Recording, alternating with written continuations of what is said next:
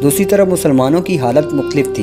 मुसलमानों की बड़ी से बड़ी कुव्वत या बड़े से बड़ा लश्कर जो किसी मैदान में जमा हो सका था वो 30-40 हज़ार से ज़्यादा ना होता था। ये तादाद हमेशा अपने हरीफों को मैदान से भगाने और शानदार फतूहात हासिल करने में कामयाब हुई थी। अगर कोई ये कहे कि जिस वक्त मुसलमान सहराए अरब से कुव्वत और ताकत बनकर नमूदार हुए और ईरानियों और रूमियों से टकराए, इस वक्त ईरानियों और रूमियों की ताकत कमज़ोर हो चुकी थी, ये गलत बयानी धोखे और फ़रेब से ज़्यादा अहमियत नहीं रखती। इसलिए कि जिस वक्त मुसलमान सहराए अरब से उठे, इस वक्त दुनिया में ईरानियों और रूमियों की शक्ल में दो ही ताकतें थीं। ये दोनों ताकतें अपनी ताकत और क़ुव्वत के अरूज पर थीं।